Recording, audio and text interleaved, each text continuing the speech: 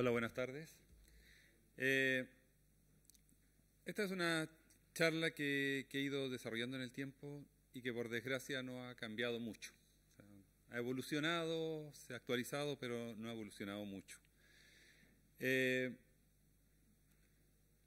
temario básicamente apunta a cuál es la disponibilidad actual de hiperversión 4, cuál es el grado de adopción en Chile de hiperversión 6 y en el mundo, cuál es el tráfico de este nuevo protocolo, y entrar tanto en un ejemplo de uso, nuestro propio desarrollo de la hiperversión 6, como también aspectos de qué hacer durante la transición de hiperversión 4 a hiperversión 6, cuáles son los desafíos para Chile y la propuesta. El problema principal que surge con hiperversión 6, o del cual surge hiperversión 6, es que el direccionamiento básico de Internet desde los años 80 estaba basado en hiperversión 4. Las direcciones eran de largo de 32 bits, al principio con un cierto modelamiento de lo que eran los prefijos de red, con redes en clase A, clase B y clase C, que rápidamente se agotaron. Y para permitir la mayor cantidad de redes que existieron en ese momento, se pasó a una estructura de redes sin clase, que permitió ampliar la disponibilidad de redes para poder cubrir lo que es la Internet actual. Este crecimiento aún así es insuficiente. 32 bits, estamos hablando de 4.000 millones de direcciones físicas, que es muy bajo. ¿Ya? Básicamente para la operación de lo que es el mundo actual de Internet, con celulares, con IP, múltiples servidores, múltiples estaciones clientes, múltiples dispositivos como cámaras, se hace corto. Pensando en ese límite, ya desde el año 93 se empezó a trabajar en mejorar esto y a fin de cuentas en 1995 se definió un primer protocolo hiperversión 6 para solucionar esto. Ampliamos el espacio de direcciones de 32 bits a 128 bits, de los cuales la mitad de esos son direcciones de redes, 64 bits. Esto es 4.000 millones de veces más de redes que las que podía haber en equipos en el esquema anterior. ¿Ya? Realmente el crecimiento en el espacio de direcciones es enorme. ¿Ya? Y en Chile igual nos demoramos mucho en llegar a tener, desde la definición del hiperversión 6 en el 95, a tener un servicio hiperversión 6 nativo. Pasaron 12 años, el 2007.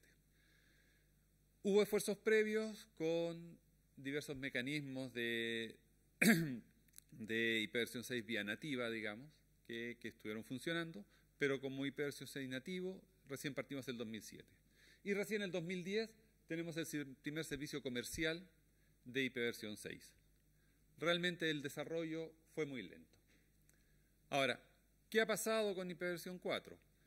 Además de definir la IP sin clases, digamos, las redes sin clase, se crearon cosas como el NAT y otras tecnologías para poder ampliar el espacio de direcciones. Y los ISP han contratado grandes CDR, que son estos Carrier Grade NAT, CGN, que permiten soportar millones de usuarios detrás de una sola o un grupo de direcciones muy pequeñas. Con esto tenemos grandes bolsones escondidos de usuarios que llegan a la Internet a través de estos intermediarios, pero a los cuales no se les puede llegar directamente, acceder directamente.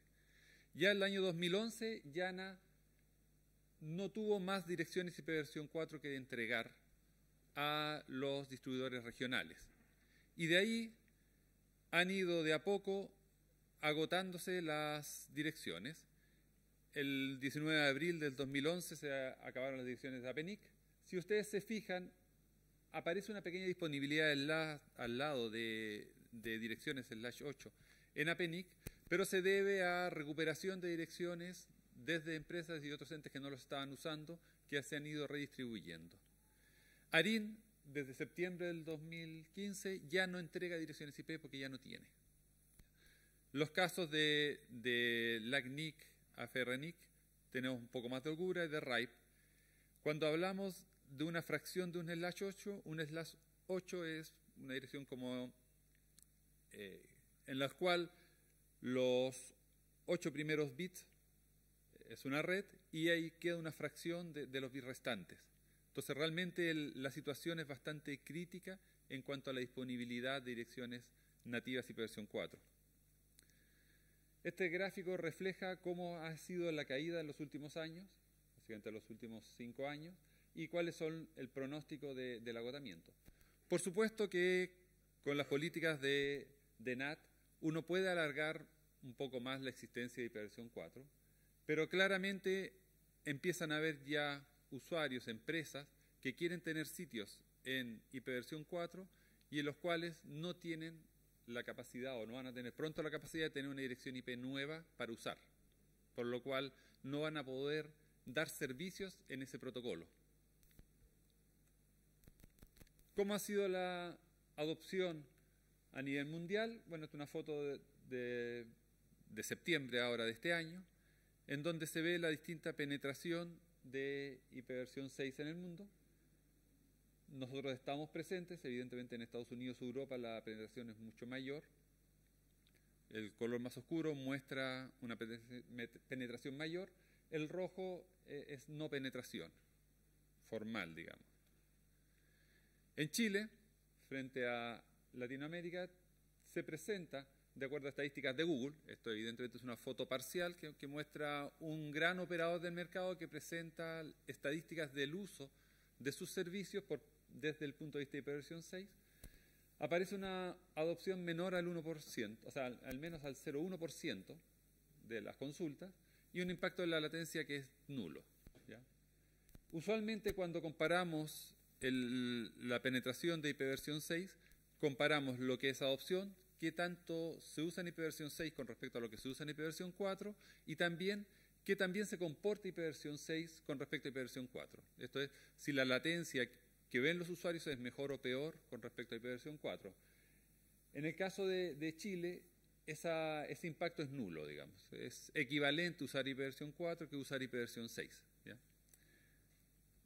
Ahora, si nos vemos con respecto a nuestros vecinos, realmente ahí estamos mal, ¿ya? El gráfico muestra algo bastante triste. Comparando con Brasil, que está en alrededor del 20%, 21% de adopción, que es cercano a la media mundial, digamos, pasando por Ecuador en un 15, Uruguay en un 13, Perú 12, Bolivia un 4, Argentina un poco menos de un 4, Colombia un poco mejor que nosotros con un 0,21. Estamos nosotros detrás de Guyana Francesa en los últimos niveles de Sudamérica. Esto es solo Sudamérica, con el 0,01%. Si se fijan, en este gráfico se destaca lo que yo decía de la comparación. En el caso de Brasil, la IPv6 tiene una gracia que su latencia es 30 milisegundos mejor que la de IPv4. ¿Ya? Ahí, además de cubrirse la necesidad, IPv6 les está ofreciendo una mejor experiencia desde el punto de vista del Internet. Igual en el caso de Uruguay, donde es mucho mayor. Entonces, esta foto nos dice que el estado actual es malo, ¿ya? Realmente. Ahora, veamos otras cifras.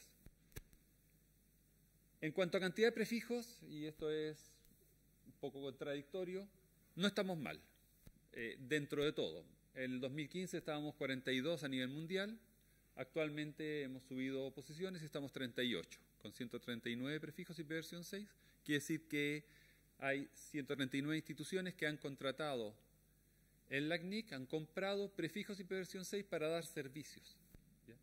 Pero eso no se ha traducido en una mayor disponibilidad del usuario final. Entonces, no es que en Chile no haya IPv6, aparte de la red del NIC, hay varios proveedores de ISP pequeños o no de los dominantes que están proveyendo servicios en IPv6, pero la masa de nuestros usuarios no tiene acceso a ellos.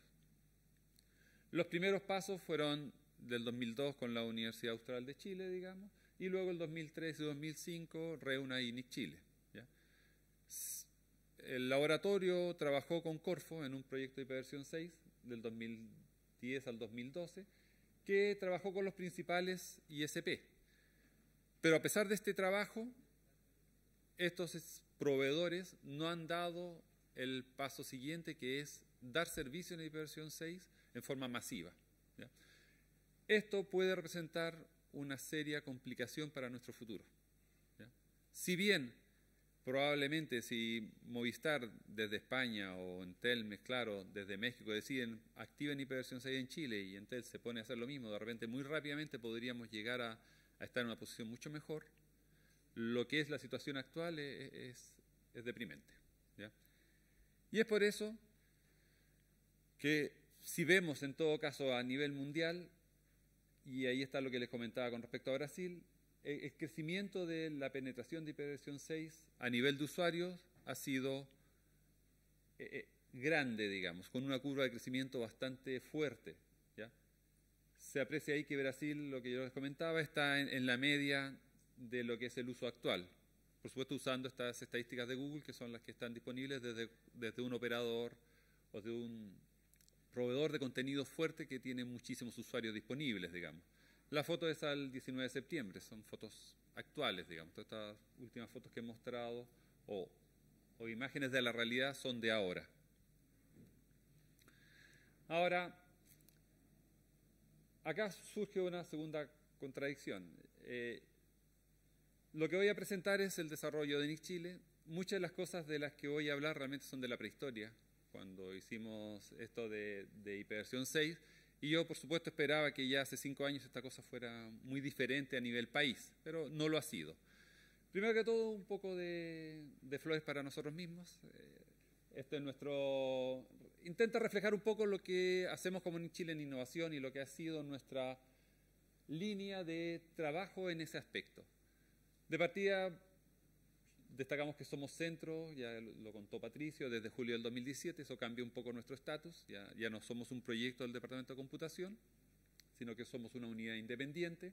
Administramos los registros SL y como primer acto de innovación, aparte de inscribir el dominio SL, tuvimos el primer servidor de DNS en Chile, poco antes de que Chile se abriera Internet, ¿ya? Eso en el año 91. El año 92 nos conectamos a Internet con Internet satelital. El 2003 participamos en el piloto de facturación electrónica, que actualmente alcanza ya al 100% de los emisores, o sea, de los emisores tributarios en Chile, al extremo de que Impuesto Interno está anunciando que ya no va a ser necesario generar libros de venta, porque los van a hacer ellos, dado que tienen toda la información de compra y venta de los usuarios. Implementamos ENICAS para el soporte de nuestros servicios de DNS el 2004. Implementamos caracteres internacionalizados para los nombres de dominio el 2005. Desde el 2007 estamos en hiperversión 6 nativos, ofreciendo nuestros servicios en hiperversión 6. Implementamos DNSSEC el 2011. Arbitrajes en línea, que pasó de llevar los conflictos en papel a manejarlos en forma en línea, digamos, remota, permitiendo así facilitar la interacción de personas, clientes que habían contratado los dominios en regiones, que pudieran trabajar en estos juicios o participar de estos juicios de una manera más simple. Y además empezamos a exportar servicios ya el 2017. Fuimos autorizados entre el 2015 y 2016 y hemos generado las primeras facturas por exportación de servicios el 2017. El servicio primero que estamos exportando es básicamente el servicio de venta de dominios a través de registradores. Entonces, estas facturas de exportación son para los registradores que les comentamos antes que están vendiendo servicios de NIC Chile y a los cuales nosotros les damos servicios para que ellos puedan dar a su vez sus servicios. Si se fijan, nuestro énfasis en la innovación siempre ha sido importante. El mapa refleja lo que mostró al principio Gonzalo y también Patricio con respecto a la distribución de servidores en el mundo. En el caso de hiperversión 6, nosotros hemos hecho, además de esto, extensión en DNS, hemos colaborado con la comunidad dejando libres las librerías de facturación electrónica, que han sido la base de múltiples productos comerciales y no comerciales de gente que hace facturación. Hemos participado en seminarios, proyectos de hiperversión 6 intentando mover esto, aunque no ha sido muy exitoso para mi gusto, digamos. Hemos también impulsado DNSSEC para subir los niveles de seguridad de seminarios, o sea, de DNS. Y además tenemos alta participación en agrupaciones internacionales orientadas al rubro. La TLD, CCNCO, ICANN, DNCOARC, la IETF. Siempre estamos con gente nuestra participando en estas organizaciones, intentando así mantenernos al nivel de la comunidad. Bueno, además damos servicios de intercambio y soportes para otros países y alojamos réplicas de los servidores raíz. Por suerte, en eso sí ha avanzado Chile. Ya de las primeras réplicas que alojamos nosotros, ahora hay varias instituciones, entre ellas Chile y otros, que tienen alojados otras réplicas de servidores raíz, lo cual le da a la Internet chilena una mayor resiliencia.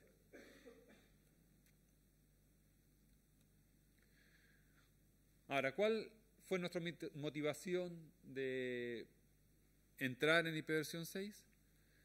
En parte porque nosotros tenemos como motivación el promover el desarrollo de la Internet en Chile. Y además también necesitábamos soportar requerimientos de los clientes. Desde el 2002 la gente de la Universidad Austral nos molestaba para que diéramos servicios de IPv 6, que inscribiéramos registros de IPv 6 en nuestro DNS, que en un principio no lo hacíamos. Y por eso decidimos que todos nuestros servicios deberían ser dados en los dos mecanismos. Y además, nuestro desafío fue conseguir conectividad local y tratar de motivar a los operadores locales. Al principio, los primeros pasos fueron con NetGlobalis. Ellos no formalmente nos dieron servicio IPv 6. Me refiero no formalmente porque no estaba escrito por un contrato. Básicamente ellos se conectaron al su upstream provider con IPv 6 y nos dieron enlace por esa vía. Y nosotros empezamos a agregar en todas nuestras licitaciones de enlace el requisito de que nos debían proveer IPv 6 cuando estuviera disponible. Eso permitió que ya el 2010 nosotros consiguiéramos tener enlace. ¿Qué implicó para nosotros?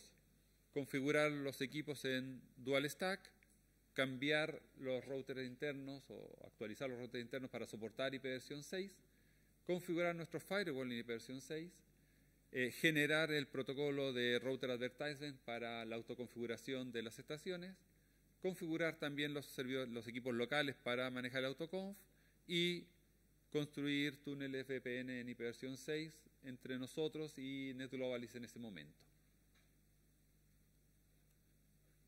Ese primer paso nos permitió soportar el sitio www.ipv 6 en Chile con dual stack de manera pública.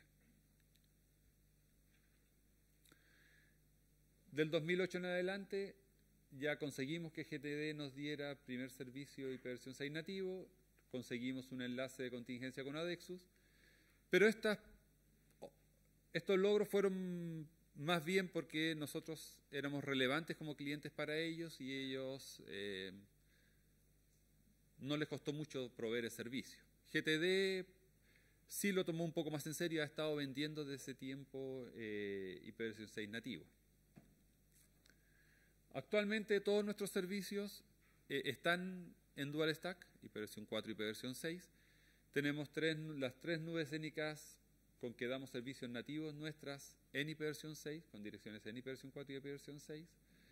Internamente tenemos equipos Linux, FreeBSD, Solaris, Windows, iOS y Android ejecutando en IPv 6. Y además tenemos acuerdos de servicios con Google.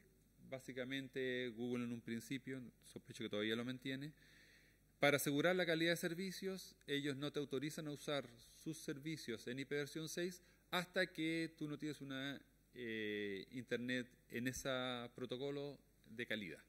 Entonces, en un principio, si bien nosotros tenemos dirección IPv 6, no accedíamos a los servidores de Google, Yahoo, o sea, YouTube, Google, el mismo buscador, en IPv 6. Hubo que firmar acuerdos de servicio con ellos para poder acceder a sus servicios en IPv 6. Eso evidentemente ha ido cambiando en el tiempo. Ahora, ¿qué es lo importante para considerar al que parte?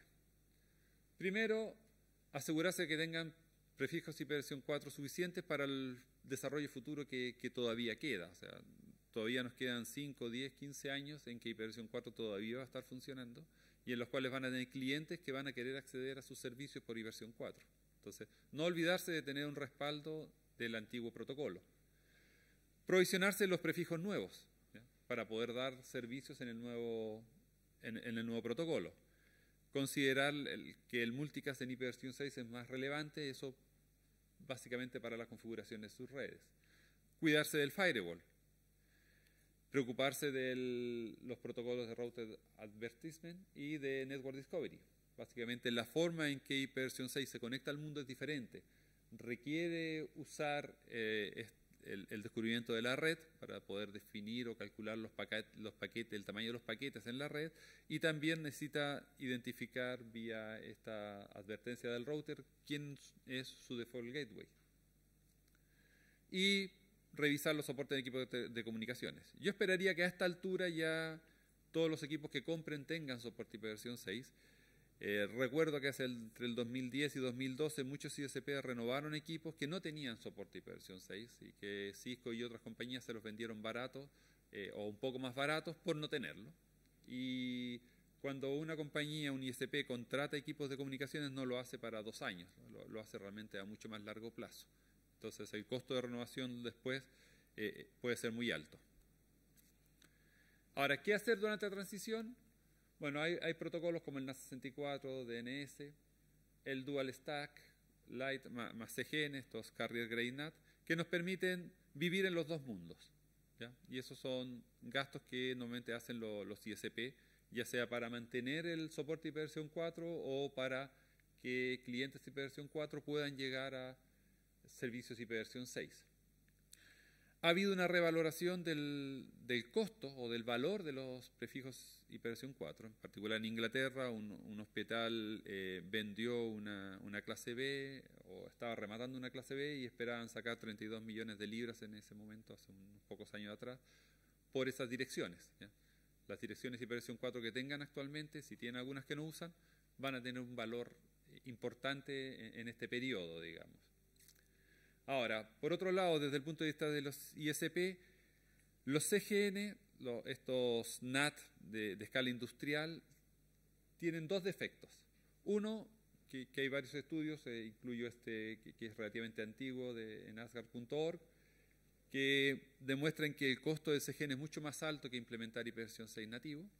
Y por otro lado, algo que se está dando bastante más en Europa, sobre todo, que el esconder a los clientes detrás de un NAT facilita los ataques en Internet o ciertas situaciones de riesgos de seguridad en Internet, que si bien algunos dicen, oye, no, el NAT me protege porque me deja la red cerradita, al mismo tiempo me está castigando a todos los usuarios de Internet en ese aspecto.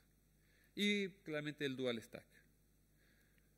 Bueno, para terminar, lo importante del desafío es poder avanzar en IPv 6 para que estemos a tono con el resto de la industria y no quedemos atrás cuando el resto ya empiezan a aparecer muchos más clientes en IPv 6, estemos. Segundo, para poder implementar la Internet de las Cosas, el IoT, necesitamos un protocolo más fuerte o con más numeración, con más capacidad que IPv 4, y eso es IPv 6, para que ustedes puedan controlar después el refrigerador desde la casa o encender la estufa desde su trabajo antes de llegar a la casa. Y esto es algo impostergable para realmente mantener o asegurar el crecimiento de la Internet. Y por último, para el Estado, en Chile siempre el Estado ha sido un ente innovador en muchos aspectos, pero sobre todo como motivador, digamos, y como generador de demandas que obliga en definitiva a la industria a ponerse al día. En el caso de la factura electrónica es un buen ejemplo en el cual la motivación del Estado provocó que toda la industria de facturación cambiara. En el caso de IPv 6, si el Estado, de primero que todo, empieza a proveer servicios en IPv 6 y exige solicitaciones que le den servicio en IPv 6, los proveedores mayoristas se van a ver obligados o van a verse muy motivados a proveer este servicio, y una vez que lo tengan, lo van a querer vender a todos los demás para financiarlo. En el caso nuestro como usuarios, exigirles a nuestros ISP que nos den acceso a IPv 6. Bien, por tema de ahora lo dejamos acá. No sé si va a haber alguna pregunta.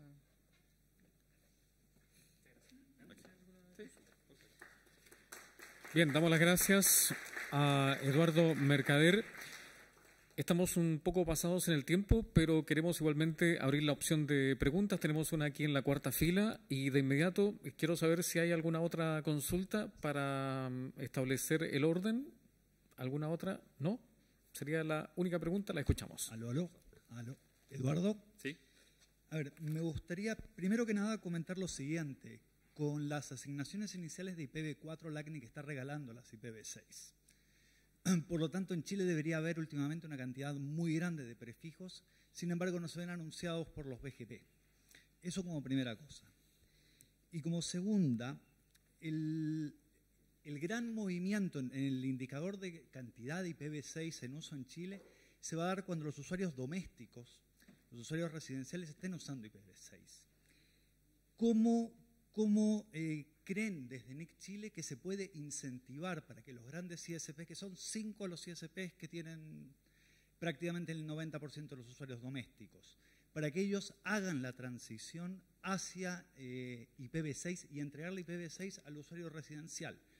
Porque mientras eso no ocurra, por más que el Estado tenga implementado IPv6 e incluso las empresas con sus enlaces dedicados, como los DAS GTD con Dual Stack en este momento, tengan IPv6, que no lo usan en general las empresas, pero no va a cambiar el indicador mientras el usuario residencial no lo tenga. ¿Cómo se hace para incentivar eso?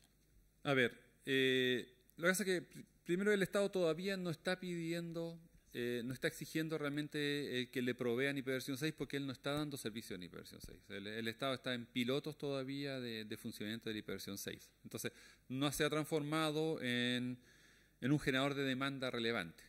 Si el Estado se genera un generador de demanda relevante, estos ISP mayoritarios, en los cuales algunas de las decisiones no dependen de acá de Chile, sino que dependen desde el exterior, se van a ver motivados a implementarlo. Una vez que ellos pasan a su implementación para ellos mismos, va a ser más barato que estar contratando carrier grade NAT, estar implementando IPv6 a nivel de usuario. Yo sospecho que para entidades como Entel, todos estos que proveen celulares, Movistar, Claro, el disponer de un pool de direcciones IPv4 tan grande para sus celulares, para los usuarios finales, es caro. Sobre todo porque tiene un costo actualmente cada vez va a ser más alto ese costo alternativo. Esas redes, o algunas de ellas, van a poder venderlas a otros, esos prefijos. En la práctica hay un mercado secundario para eso. Por lo cual, hay más motivaciones, o va a haber más motivaciones para esas empresas para implementar IPv6.